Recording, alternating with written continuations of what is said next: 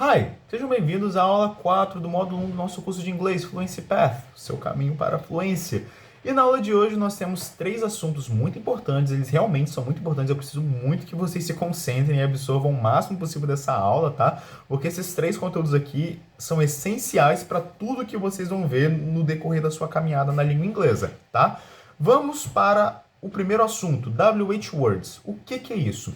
Uma tradução literal para português do termo, né, WH Words seriam palavras WH. Tá? Mas o que é isso? Né? Em inglês, as palavras WH seriam what, where, when, who, why e por aí vai. O equivalente em português aos nossos o que, onde, quando, qual, porquê, quem, quanto e por aí vai. A gente vai estar chamando o inglês de WH Words justamente pelo fato de que, em inglês, todas essas palavras começam com WH, né? Temos 2 exemplos para a gente estar iniciando essa caminhada de conhecer as WH Words. Vocês vão ser apresentados a mais no decorrer do curso, né? Mas hoje a gente vai ver só what e where. What que significa o que ou qual. Vocês já devem ter visto essa palavra na frase What is your name? Qual é o seu nome? E o what e o where significa onde, tá? Temos alguns exemplos aqui. What do you need? O que você precisa? What do you watch at home? Tá? Where do you live? Where do you go on weekends? Beleza? Vocês devem ter notado algo estranho. Na aula passada eu falei com vocês que sempre que temos uma frase interrogativa em inglês, o do é a primeira coisa da frase. Ele sempre vem na frente de tudo. É assim que você monta uma pergunta. Isso está correto, mas temos uma regra a mais. Quando temos uma WH word, ela sempre vem na frente do do. A WH word sempre é a primeira coisa da sua frase, tá? Então, se você tiver a frase, por exemplo, você bebe café? Do you drink coffee? Certo? Do you drink coffee? A frase está correta. Mas se você quiser saber onde você bebe café, where tem que vir antes do do. Então, where do you drink coffee? Ok? Beleza? Bem simples, vamos para o próximo conteúdo. Ok, vamos para o segundo assunto da nossa aula de hoje, que vai ser artigos. Isso aqui é muito importante, tá? Então eu preciso que vocês prestem muita atenção e que se dediquem muito a esse conteúdo aqui, tá? Vamos dividir os artigos em inglês em 2 tipos, artigos indefinidos e artigos definidos. Primeiro, vamos dar uma olhada nos indefinidos, que seriam a e an. O que vai ser esse negócio em português? Em português, eles são equivalentes ao e uma. Por exemplo, eu quero comer uma maçã, tá?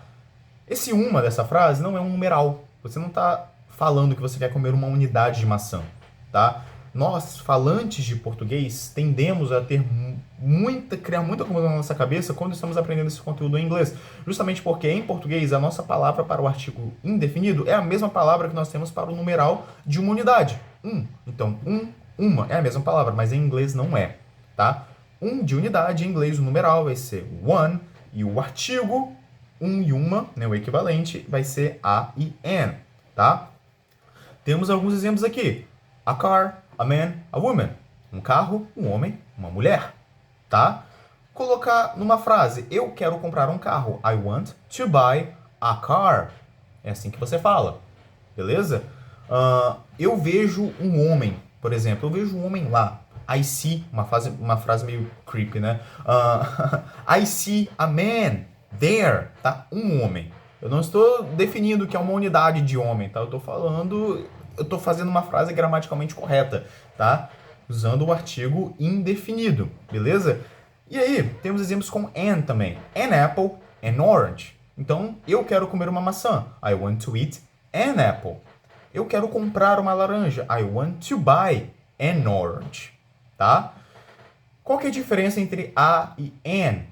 Tá? A é usado para palavras que começam com consoante, N é usado para palavras que começam com vogal. Por que existe esse negócio? É justamente para facilitar a sua pronúncia, tá? Faz o exercício você aí, enquanto você está assistindo agora. Tenta falar, usar o artigo indefinido, como a palavra começa com vogal. Fica difícil, tá? Vamos falar, por exemplo, eu quero comer uma maçã, mas sem N. Fala I want to eat a apple.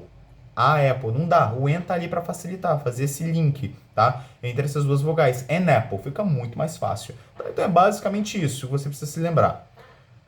A para palavras que começam com consoante, N para palavras que começam com vogal, ok? Bem simples, né? Vamos agora para o artigo definido, que é o the, beleza? The é para coisas específicas, coisas definidas. É o equivalente em português a o, a, os e as, mas não faz isso, não grava desse jeito. Ah, the significa o, a, os e as. Não, isso vai criar confusão na sua cabeça, tá? Vai ocupar espaço no HD que não precisa ser ocupado, beleza? Então temos dois exemplos, the car, the supermarket. O carro, no caso um carro específico, the supermarket, o supermercado, né? Quando falamos a car, é um carro qualquer, é um carro. A supermarket é um supermercado. Agora, the car, estamos falando sobre algo específico, igual em português. Um carro, o carro. É diferente, né? Não estamos falando da mesma coisa aqui, tá? Então, temos vários exemplos em frases aqui para vocês verem. I need a car. We want to watch a movie. I want to eat an apple. They don't have an orange. E por aí vai. Beleza?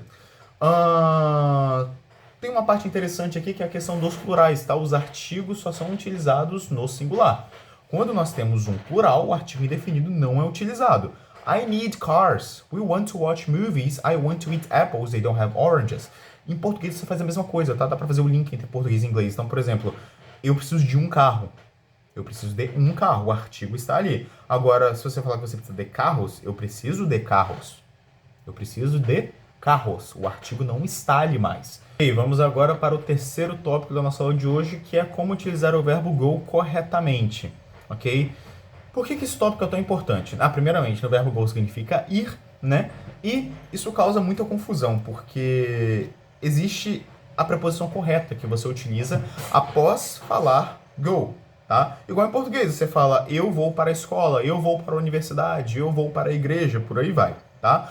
Vamos começar de baixo para cima.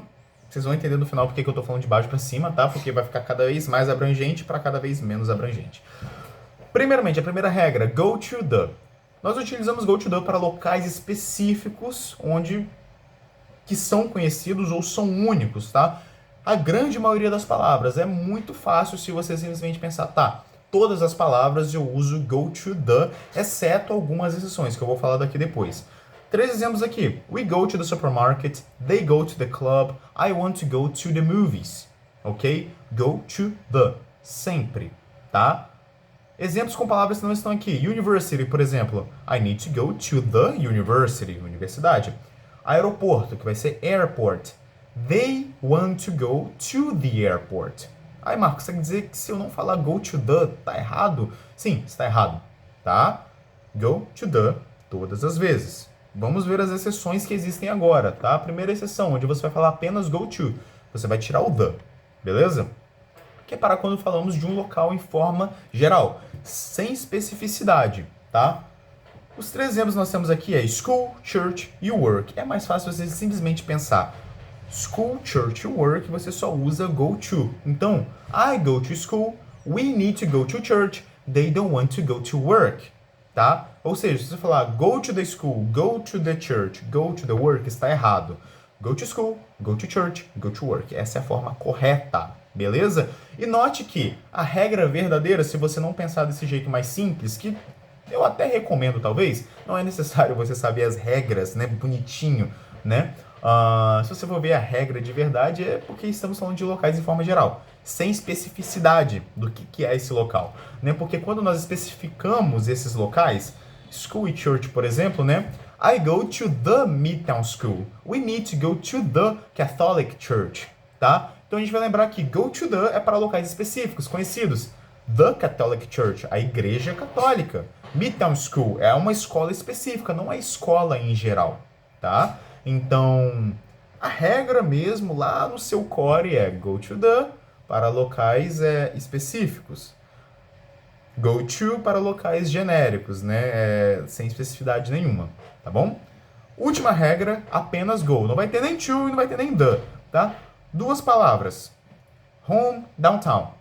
I go home, she goes downtown. Eu dei um spoiler aí do que a gente vai ter na próxima aula, tá? Então, she goes downtown. Marcos, significa que se eu falar I go to home ou I go to downtown, tá errado? Sim, tá muito errado, tá? Home, downtown, não tem nenhuma preposição. É apenas go home, go downtown, tá? Então, vamos resumir tudo que eu falei aqui agora, tá? Numa tabelinha muito simples. Se você tem home e downtown, você usa apenas go. Se você tem school, church e work, você usa apenas go to. Todo o resto você usa go to the. Ok? É basicamente isso.